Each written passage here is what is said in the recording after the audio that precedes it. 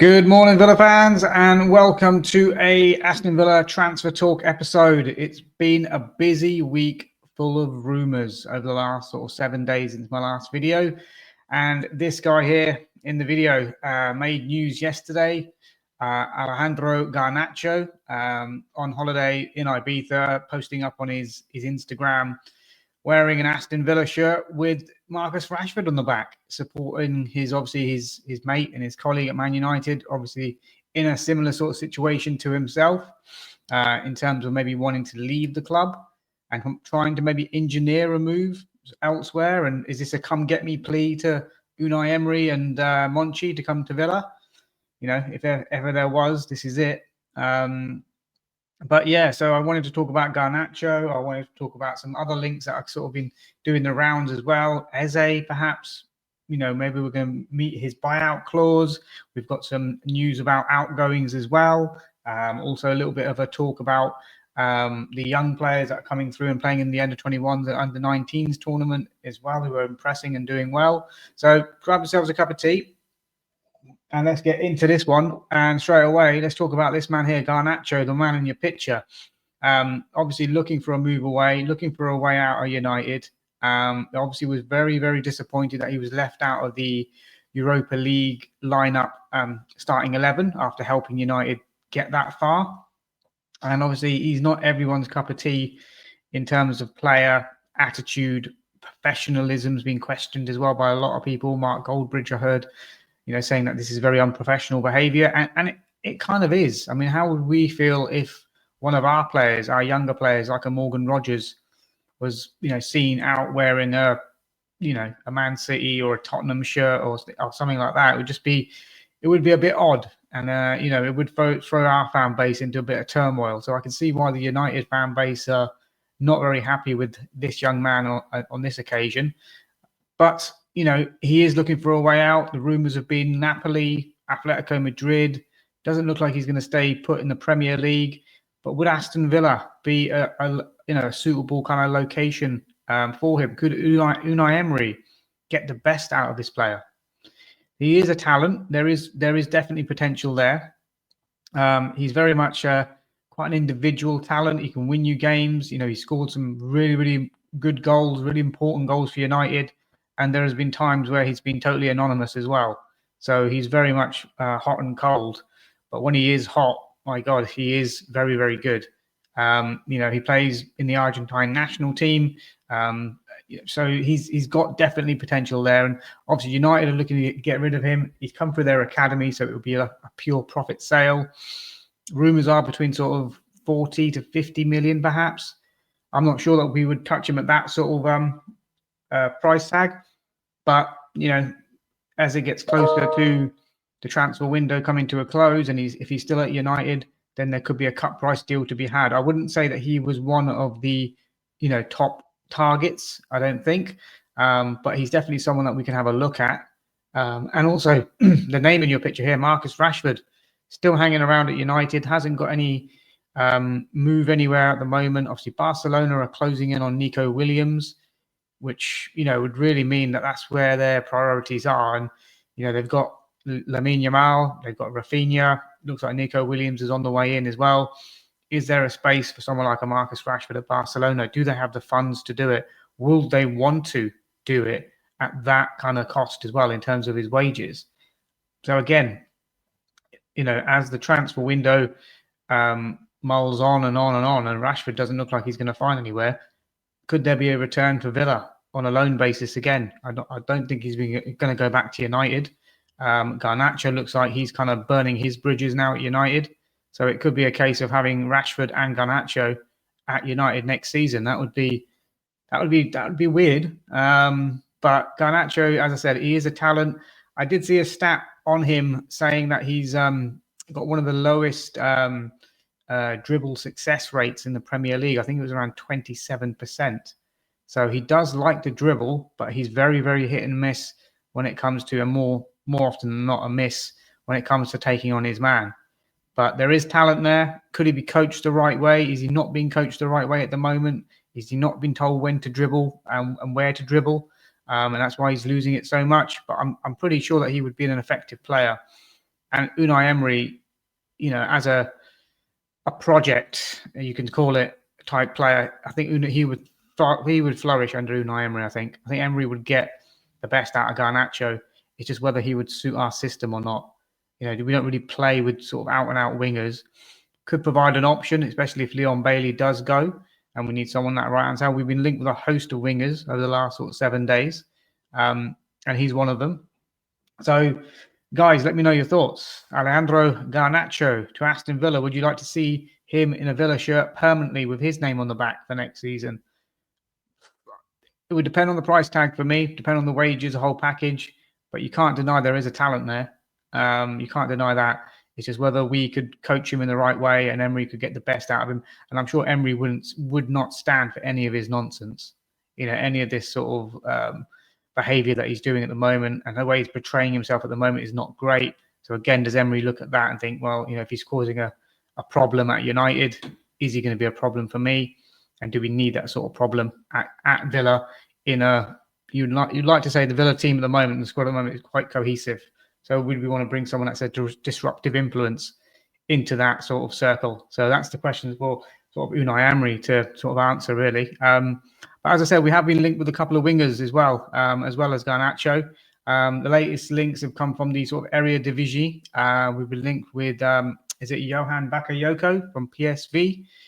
A lightning quick winger who's excellent on his sort of dribbling and one-on-one abilities.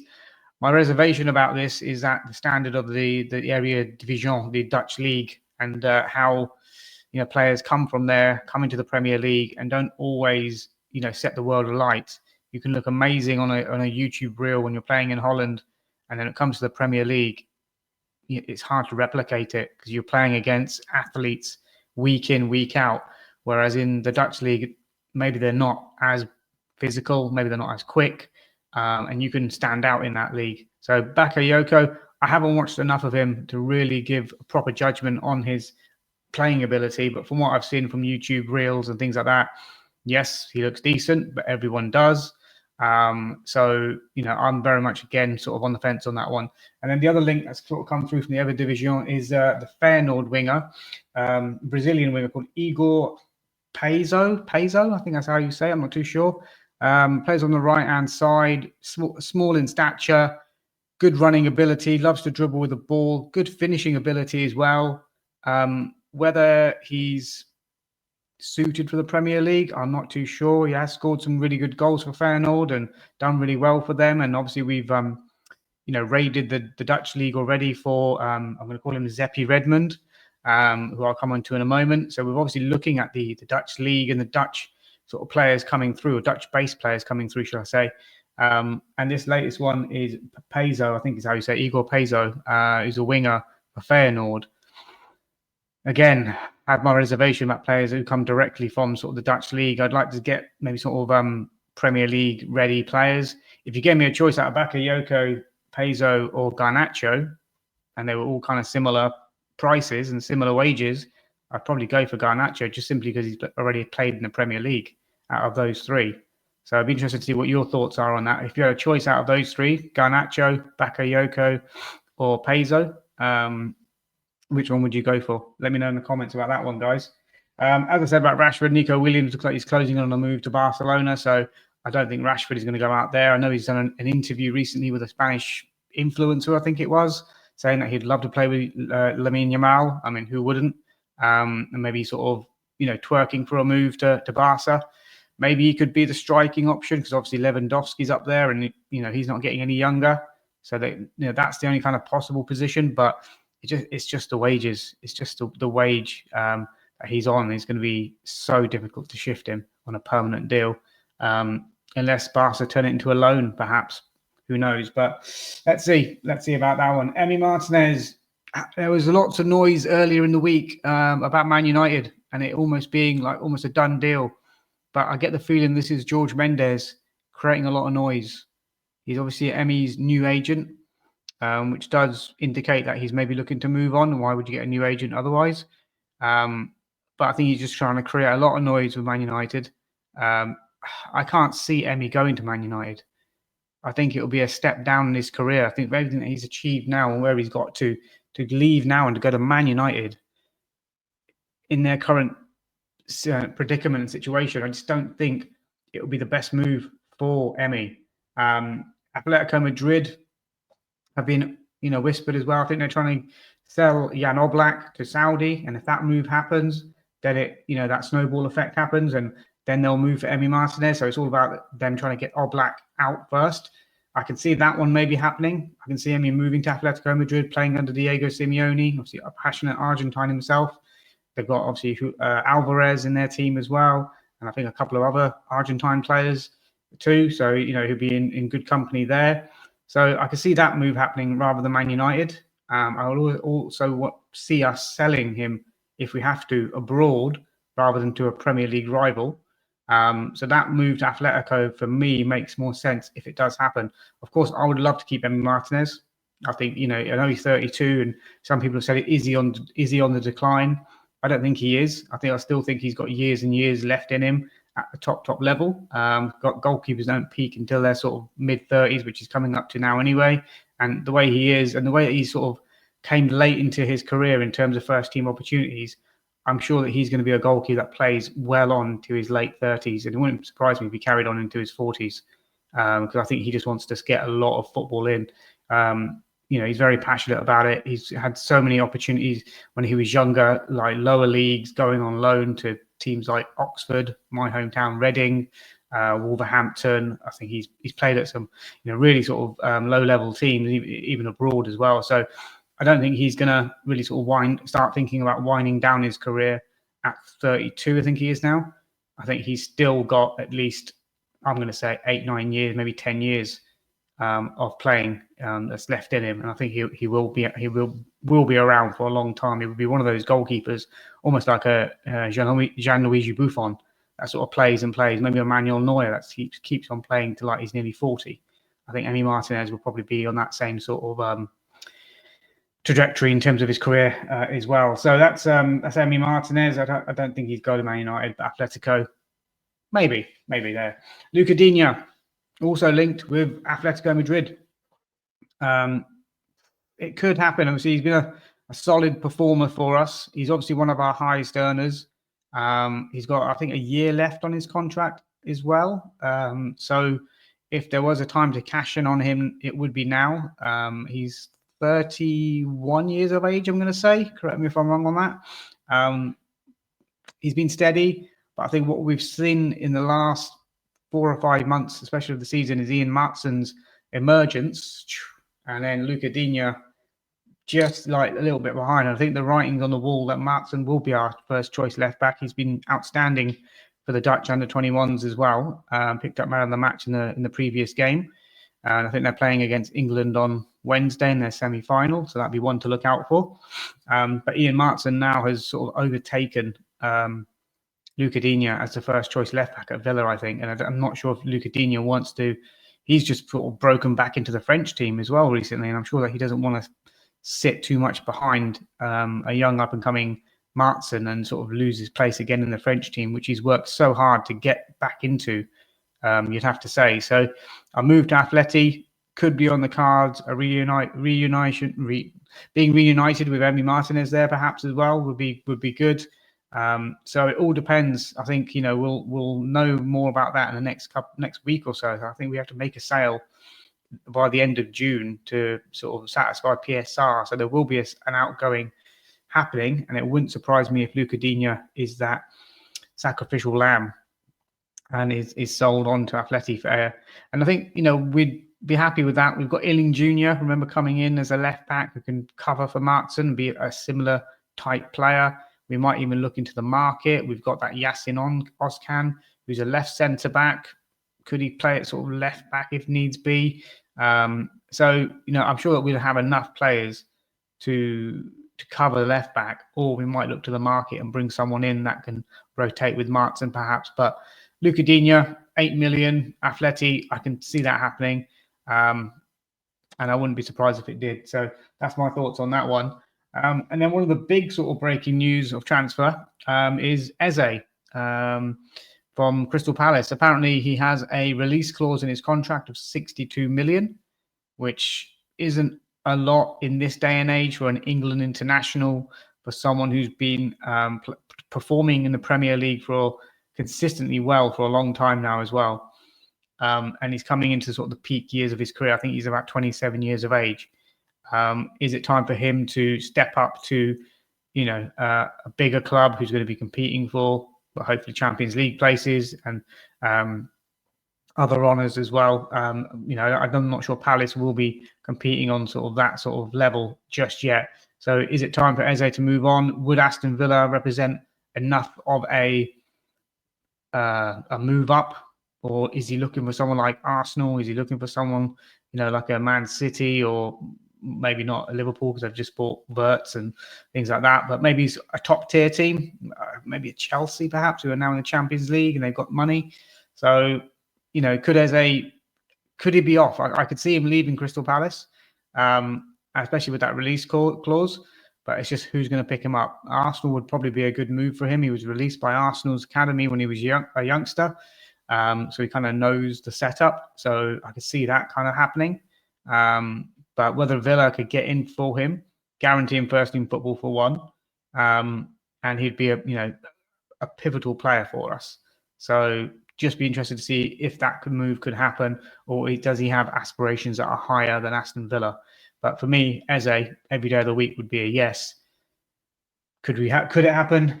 I'm not too sure. And then talking about the under-21s and the under-19s. And the under-19s, I watched a little bit of the Dutch game against England. Zepi Redmond playing that game. 4-2 win for the Dutch. Redmond scoring as well to make it 2-0. A nice low finish into the corner.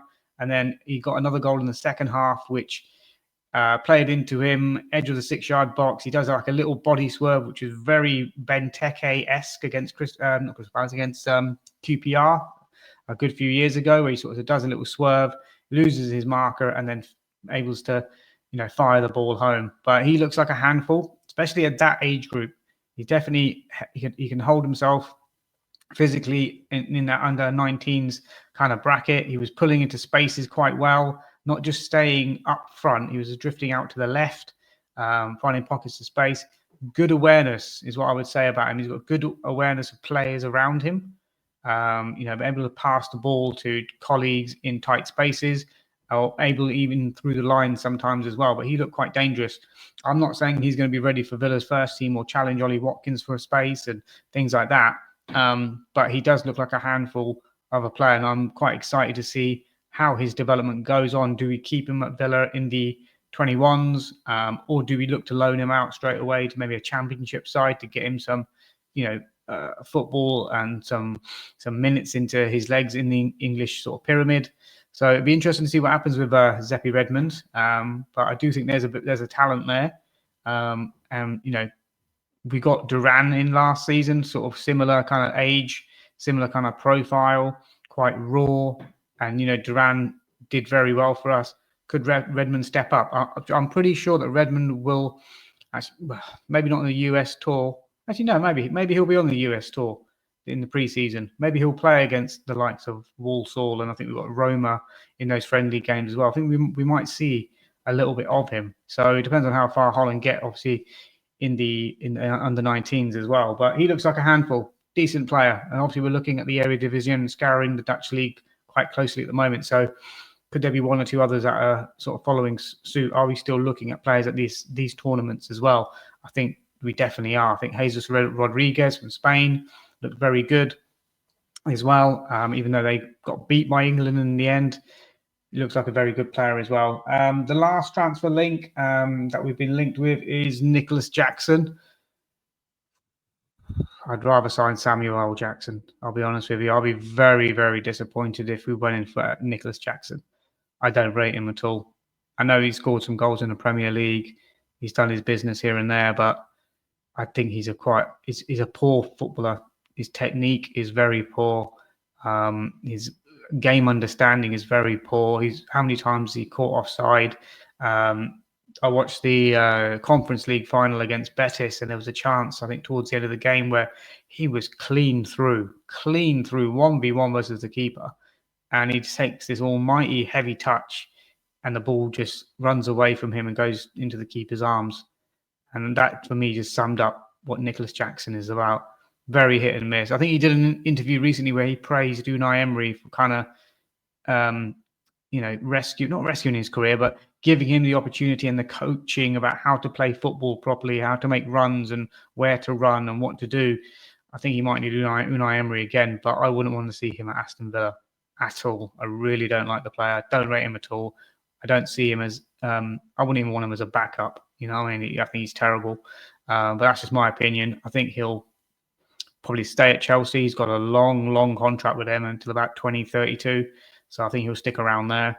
Lastly, the right-back links have gone really quiet. Nothing sort of going on. We talked about Mingueza, Gertruda maybe, but, rekindling that interest. There doesn't seem to be anything incoming at the moment. But I think come 1st of July, when this new financial year kicks in for PSR, I think we're going to see quite a bit of movement. I think at the moment, everything is just bubbling along quietly, and we'll see where things go. But guys, yeah, let me know your thoughts. I just want to jump on sort of quick 20 minutes and just give my overview of what's happening. And obviously with Garnacho, with this picture yesterday, wanted to give my reaction on that as well. Let me know, would you take Garnacho? Yes or no? Let me know in the comments. Is he a risk worth having? Could Emery get the best out of this guy? Let me know in the comments, guys. And if you haven't liked and subscribed and you've made it this far in the video, please hit that like and subscribe button. And I'll be back at you as soon as more transfer news drops. Until then, have a good working week. Bye for now.